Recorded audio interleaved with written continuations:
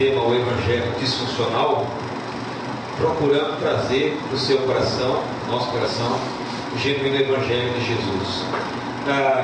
E várias correntes têm surgido no meio cristão evangélico acerca de Evangelho, mas que dificilmente pode ser assim chamado.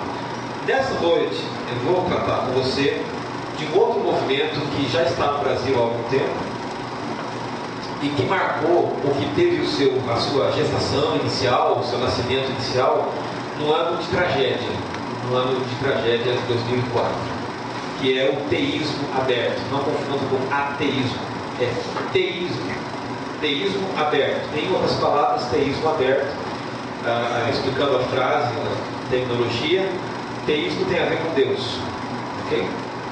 Todas as ações, palavras, movimento de Deus na história, das pessoas na história de maneira geral. Aberto, porque nessa linha teológica, Deus está hoje, no atual momento, aberto a diálogo com o homem. É claro que Deus sempre esteve aberto porque Ele fala com a gente, né? Então a gente ora e Deus fala com a gente. Não é isso que eu estou dizendo. Teísmo aberto significa que Deus, agora, finalmente, depois toda a eternidade, Ele quer sentar com você, comigo, com toda a humanidade e dizer o seguinte: eu acertei? O que você acha? A história está tomando o rumo certo? Você está gostando do que está vendo no mundo? Está tudo certo? Você aprova o que eu faço? O que você acha? Vamos construir a história juntos? Começar do zero de novo?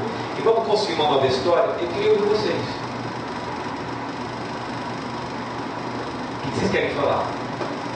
Que sugestão que vocês querem dar para eu escrever no meu caderninho e a gente reformular tudo que eu, como Deus, fiz até hoje? Teísmo aberto, é isso aí. Como é que tudo começou? Antes de falar de como tudo começou, eu queria ler para você um dos textos básicos da Bíblia, que são o que é uma clara negação do teísmo aberto, que é o Salmo 139. Se você tiver com a sua Bíblia eletrônica ou de livro mesmo, o Salmo 139 é um salmo bonito de Davi, e é um salmo que fala mais de Deus do que de Davi, sobre quem Deus é, como Deus age, como Deus se manifesta, como Ele faz. E o Salmo 139, a narração dele começa dessa forma: Senhor, Tu me sondas e me conheces, sabes quando me sento, quando me levanto, de longe percebes os meus pensamentos, sabes muito bem quando eu trabalho e quando eu descanso. Todos os meus caminhos são bem conhecidos por Ti. Antes mesmo que a palavra me chegue à língua, Tu já a conheces inteiramente, Senhor. Tu me cercas por trás e pela frente, e pões a Tua mão em cima de mim. Tal conhecimento é maravilhoso demais, está além do meu alcance, é tão elevado que eu não posso atingir. Para onde eu poderia escapar do Teu Espírito? Para onde eu poderia fugir da Tua presença? Se eu subir aos céus, Tu estás aí. Se eu fizer a minha cama lá na sepultura, também estarás. Se eu subir com asas da alvorada e morar na extremidade do mar, mesmo ali, a Tua mão direita me guiará e susterá. Mesmo que eu diga: as trevas me cobrirão, a luz se tornará noite ao meu redor, eu verei que nem as trevas são escuras para Ti. A noite brilhará como o dia, porque para Ti as trevas são luz. Tu criaste o íntimo do meu ser, Tu me teceste no ventre da minha mãe. Eu Te louvo, porque me fizeste de modo especial e admirável. As Suas obras são maravilhosas, digo isso com convicção. Meus ossos não estavam escondidos de Ti, quando eu fui em segredo formado e tecido como nas profundezas da terra. Os teus olhos viram o meu embrião, e todos os dias determinados para mim foram escritos no teu livro, antes de qualquer um deles existir. Como são preciosos para mim, Deus, os teus pensamentos, como é grande a soma deles. Se eu os contasse, seriam mais do que os grãos de areia. Eu contaria e ainda estaria contigo. Quem dera matasses os ímpios, ó Deus, afastem-se de mim os assassinos, porque falam de ti com maldade, em vão se rebelam contra ti. Acaso não odeio eu os que te odeiam, Senhor? Não detesto aqueles que se revoltam contra ti? Tenho por eles ódio implacável, considero-os meus inimigos. Sonda-me, ó Deus, conhece o meu coração, prova-me e conhece minhas inquietações, vê se em mim há alguma conduta que te ofende, e me dirige pelo caminho eterno. Essas são as palavras de Davi no Salmo 139. Como eu disse para vocês, são palavras que falam mais de Deus do que o próprio Davi. E esse salmo é um tratado teológico sobre Deus. Quem Deus é, como Deus pensa, o que Deus faz. Nós vamos falar nessa noite do teísmo aberto. E tudo começou com essa questão no ano de 2004, embora o teísmo aberto já existisse antes. Mas no ano de 2004, o mundo foi chocado com a notícia de uma tragédia mundial. Uma tragédia local que tomou proporções mundiais, que foi aquele tsunami na Ásia. Você se lembra, não? O mundo ficou chocado com aquela tragédia, milhares de pessoas morreram naquela tragédia, até estrangeiros que estavam lá na região da Ásia. E uma grande questão se levantou naquele momento, como toda vez que há uma tragédia de proporção grande, como a queda das Torres Gêmeas, como essa aqui em 2004, como outras grandes tragédias acontecem, a grande pergunta que as pessoas em geral fazem é: por que Deus não impediu? Onde Deus estava nessa hora? Se Deus é bom, perfeito e amoroso, por que Ele não deteve esse cataclismo? Não impediu a morte de inocentes, de crianças? É a grande pergunta que todo mundo faz. Quando surgiu essa tragédia na Ásia, em 2004,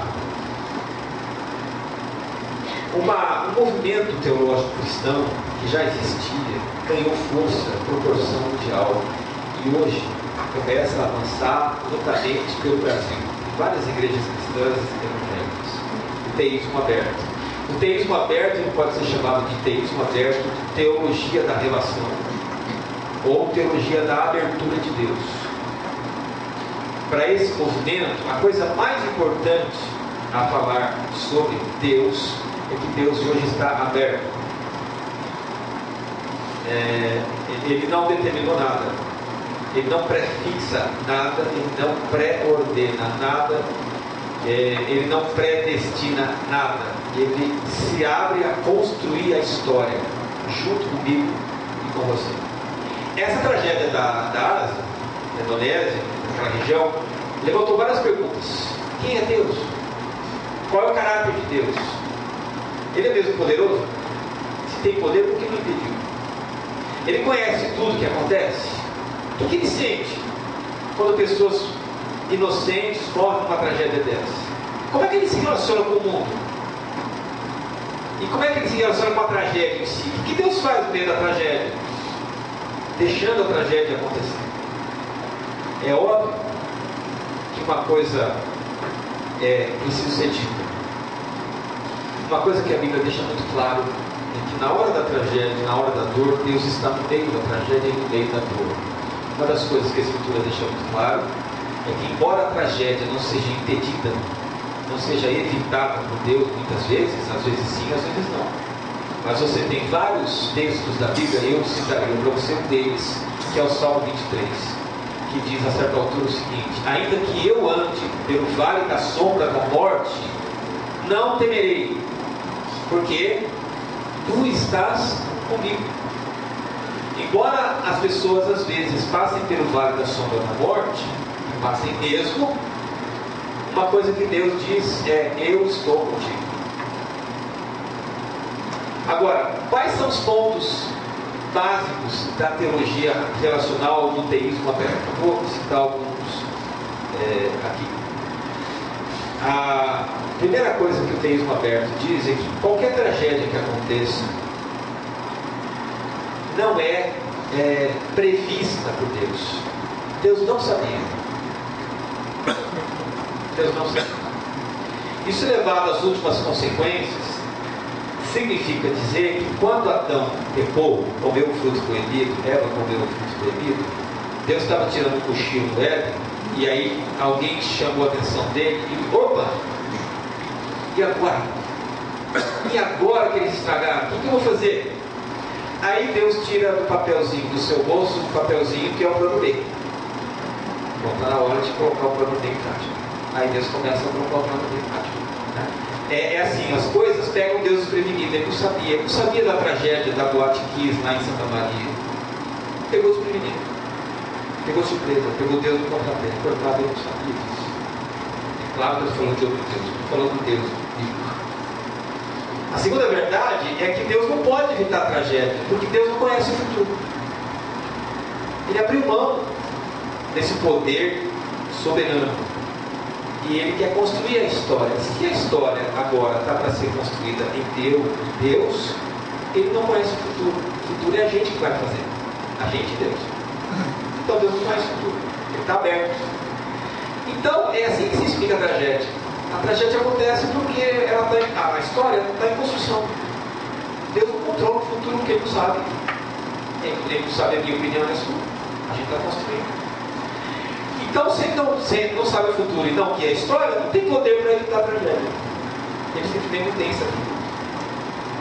Como é que o teísmo aberto começou, queridos? Ele começou há alguns anos atrás e ganhou popularidade, principalmente na América, com escritores que a gente não conhece aqui, mas são muito famosos na sua literatura lá nos Estados Unidos, como Greg Boyd, John Sanders e Clark Pilon.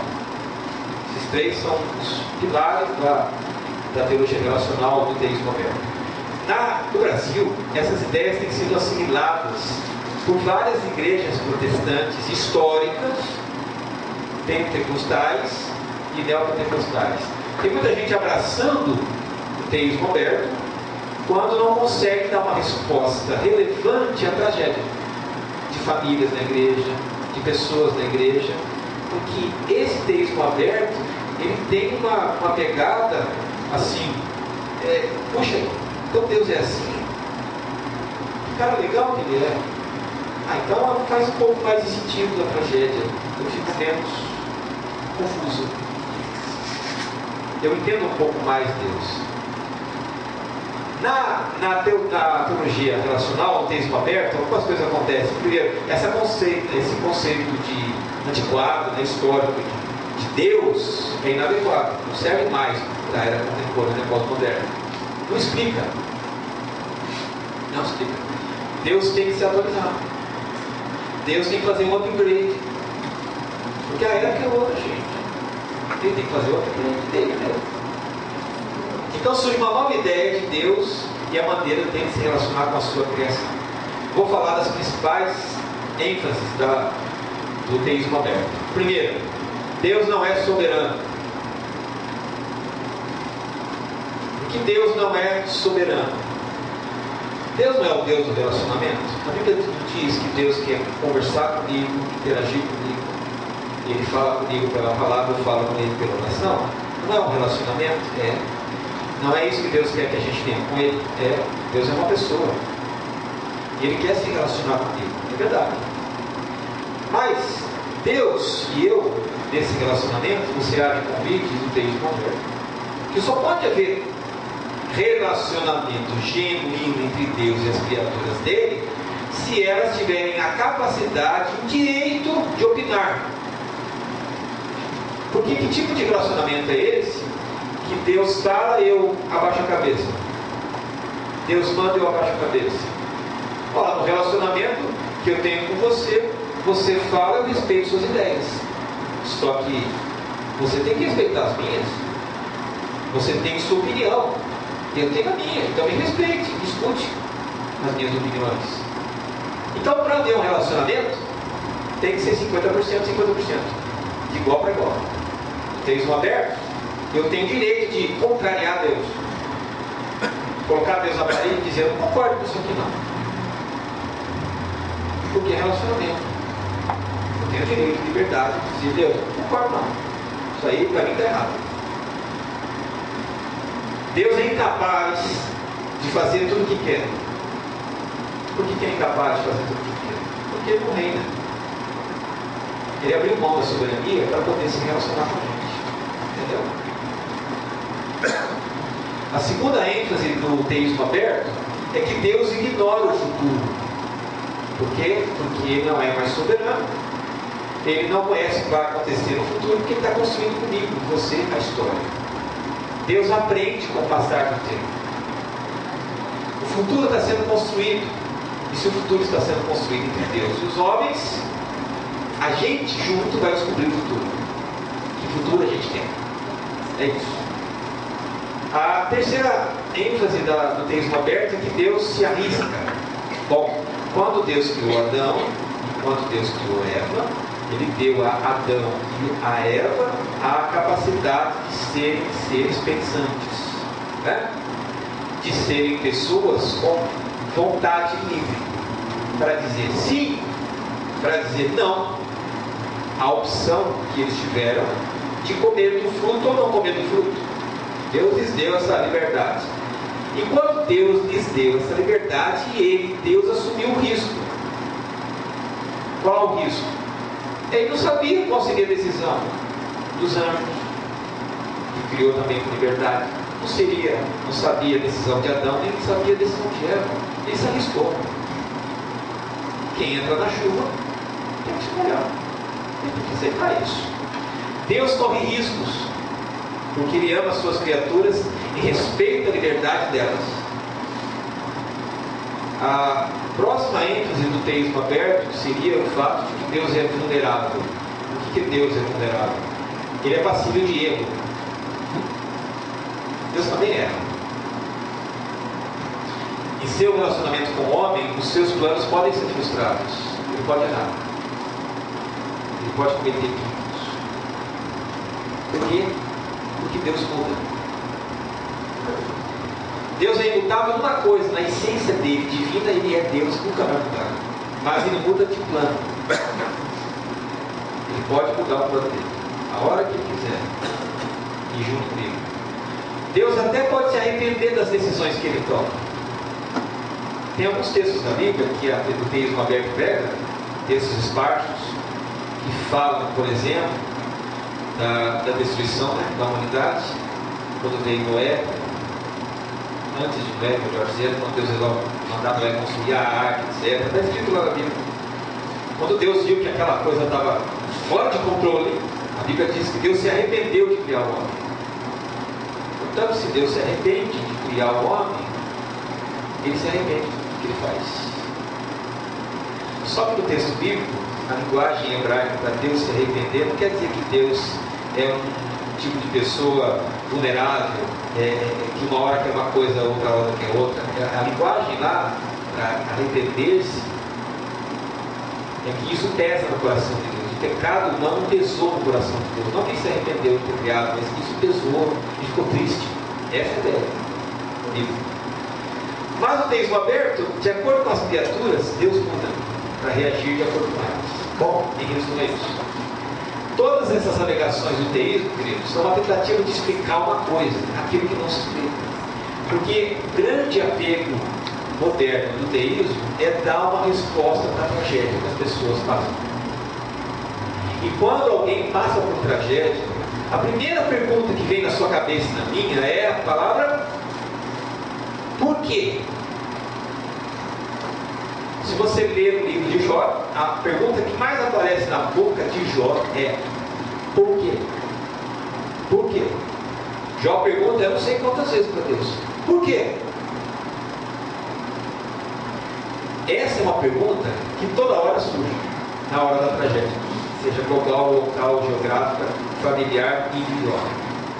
A gente tenta responder a perguntas que estão abertas, em aberto, há muito tempo. E não foram respondidas.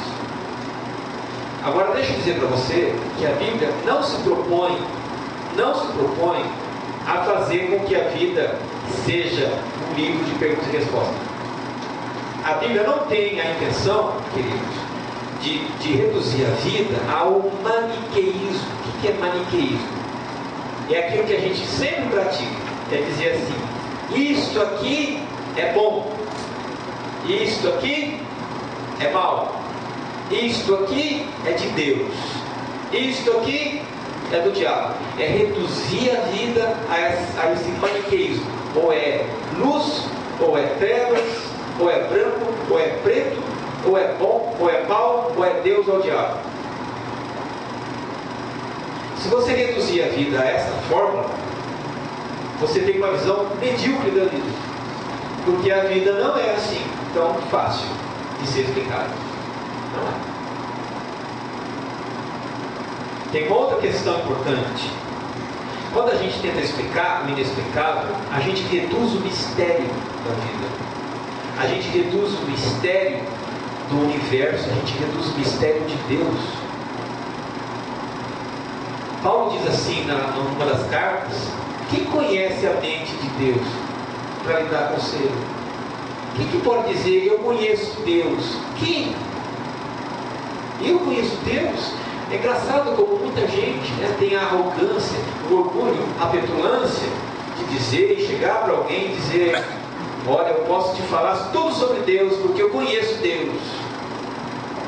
Tem uma camiseta, desculpe a crítica aqui, a crítica não é em relação à divulgação do Evangelho, porque eu faço divulgação do Evangelho e a gente tem que divulgar o Evangelho mesmo. A minha crítica aqui, gente, vai a essa redução do cristianismo, da fé e do Evangelho a uma frase. Tem uma camiseta que os americanos usam bastante. Desculpe meu inglês ruim, talvez você nem entenda o que eu vou falar, mas tira os sotaques aí dele. A camiseta é I notice. Como é que é? Eu vou traduzir em português. Eu conheço Jesus. Me pergunte como. É mais ou menos assim. Eu conheço Jesus. Me pergunte como. Ou alguma coisa do tipo assim. Eu conheço Deus. Se você quer conhecer Deus, vai falar comigo. Óbvio. É uma mensagem evangelística. Mas, queridos, na essência, quem é que conhece Deus? Quem é que controla Deus? Quem é que pode dizer: Deus, eu sei tudo que o Senhor faz, eu sei como é que o Senhor age, eu sei como é que o Senhor pensa? Quem? Quem sabe alguma coisa? É muita presunção. Só que o teísmo aberto, ele reduz Deus a isso. Agora a gente sabe quem Deus é. Agora a gente sabe como ele é. Ele é previsível, totalmente previsível. Então, se ele é previsível, eu já sei certinho como é que a coisa funciona, como é que a roda gira. Só que no Salmo 139, a gente encontra algumas bases para entender efetivamente quem é Deus, segundo a Escritura. A primeira verdade que o Salmo lembra para nós é que Deus conhece o futuro por antecipação. Diferente de mim e de você. Deus já concluiu o futuro. A mensagem da Bíblia é que Deus já fechou a história. Queridos, a história está concluída. Você sabia disso? Se você ler Apocalipse, você vai ver que a história das pessoas, do mundo, do universo, do ser humano, dos anjos, está concluída. Vai ler Apocalipse. Está tudo pronto. Nós estamos caminhando para descobrir o fim da história, mas já está tudo finalizado, porque Deus já escreveu o final do enredo. O que a gente está vivendo hoje é viver um capítulo de vez, um capítulo por vez, desse filme, dessa história. Mas a história já está pronta. Você sabia disso? Que a gente não vai concluir coisa nenhuma, ou participar com Deus em coisa nenhuma, a história já está pronta. Está tudo finalizado. Sabe por quê? Porque Deus é eterno. por ser eterno, ele já concluiu tudo. Só para você entender. Quando Adão pecou, muita gente pergunta, isso aí pegou Deus de surpresa, né? Deus teve que mostrar o plano dele. Paulo diz assim que nós fomos escolhidos para a salvação em Cristo antes da criação do mundo. O que quer dizer? Que Jesus, o plano de Jesus ter sido enviado ao mundo, já foi arquitetado no céu antes de Deus criar cada estrela do universo e cada homem e mulher na terra. Está tudo pronto. A história já está concluída, que Deus já conhece o futuro por antecipação. O Salmo diz assim: os teus olhos viram o meu embrião. Isso é maravilhoso. Tem horas que a gente acha que em determinado ponto da nossa vida, Deus cruzou a nossa história, e foi aí que a gente conheceu Deus, e foi aí que Deus se aproximou de mim, né? A gente se orgulha com uma bobagemzinha. No dia que eu vim à igreja e me batizei, naquele dia que o pastor derramou água, pouca ou muita, no dia que eu mergulhei no rio, no batistério, ou com esguicho, ou com pinga-gotas, conta-gotas na cabeça, eu conheci Jesus ali. Que bobagem, gente! Quer dizer que no batismo você conheceu ele? Engraçado. Não é isso que a Bíblia diz. A Bíblia diz que Deus já separou você desde que você era embrião. Os teus olhos viram meu embrião. E todos os dias determinados para mim foram escritos no teu livro antes de qualquer um deles existir. Deixa eu dizer uma boa e uma má notícia. Segundo esse texto, uma boa e uma má notícia. Qual você quer entender? Boa. A boa notícia é que você vai viver sobre a terra. Todos os anos que Deus disse, Hilton vai viver tantos anos aqui na terra. Espero que já vão viver tantos anos aqui sobre a terra. Nem um dia mais, nem um dia menos. Boa notícia. Qual é a má notícia? Você não sabe. Nem eu. É assim. Todos os nossos dias foram escritos por Deus antes da gente nascer.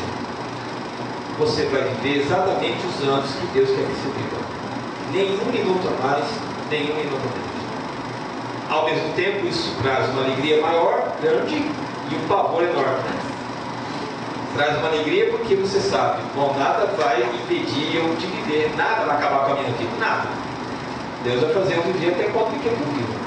Qual o problema? O problema é que o dia vai embora, eu não sei quando. Mas o Salmo diz que Deus conhece o nosso futuro por antecipação. Ele já programou sua história e a minha vida.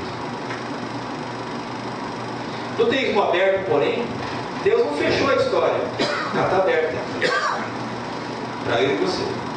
Nada está pronto porque está esperando contar com a colaboração de homens e mulheres para decidir no plano, na planilha, como é que vai ser o próximo capítulo da história.